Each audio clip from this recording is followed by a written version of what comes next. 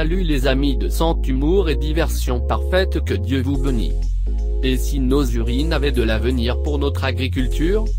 Le phosphate est une des 3 composts les plus importantes quand il s'agit de faire pousser les plantes. Mais le phosphate est une ressource limitée sur Terre. Peut-être que nos urines, qui en contiennent, pourraient pallier au manque de phosphate à venir? Partagez sur Facebook. Partagez sur Twitter. Envoyez à un ami. Les grands piliers de la production de fruits et légumes autant que de céréales et autres sont l'azote, le phosphate, ou phosphore, et le potassium. Quand on prend à la terre en récoltant, il faut logiquement lui rendre quelque chose sans quoi elle s'appauvrit. C'est, en passant, un des grands intérêts du compost. Et si, dans cet équilibre, nos urines avaient un rôle à jouer? Les urines, une source inépuisable de phosphate. Le phosphate est particulièrement important pour les plantes car il participe à la vitalité des racines, il aide les plantes à lutter contre les maladies, il joue un rôle dans la reproduction, et permet donc la production de fruits ou de graines, et permet aux plantes de transporter tous les nutriments dont elles ont besoin. Mais le phosphate est une matière première que l'on extrait à grands frais de mine un peu partout dans le monde, et principalement au Maghreb, avant de les amener dans nos champs ou nos jardins.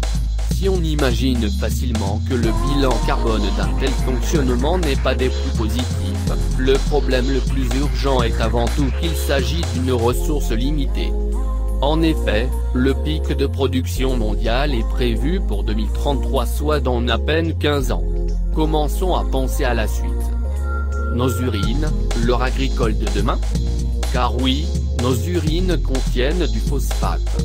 Ce même phosphate pollue nos cours d'eau car il s'y retrouve en trop grande quantité alors même que nous allons en manquer pour nos cultures. Les urines étant stériles, contrairement à nos selles, leur utilisation pourrait être d'autant plus facile que leur hygiénisation ne poserait que peu de problèmes. Encore faut-il être capable de passer de l'évacuation de nos urines dans de l'eau potable, à un tri sélectif pour pouvoir les valoriser. Les toilettes sèches ont le vent en poupe et c'est une très bonne chose, au moins en ce qui concerne les économies d'eau douce. Mais le retraitement des déchets n'est pas toujours si évident, notamment pour ce qui concerne nos selles. Il ne faut pas oublier que, si l'humanité s'est équipée de réseaux d'assainissement, c'est bien parce que nous devions faire face au choléra et bien d'autres maladies. Heureusement, cela ne concerne pas nos urines qui elles sont stériles. Une démarche impossible? Apparemment pas. Une réelle prise de conscience de la problématique agricole face à l'environnement et une plus grande connaissance du public dans la biologie humaine rendent les choses possibles. Si les démarches de récupération de l'urine afin de les valoriser en agriculture en Afrique sont nombreuses, les choses avancent aussi en Europe et en France.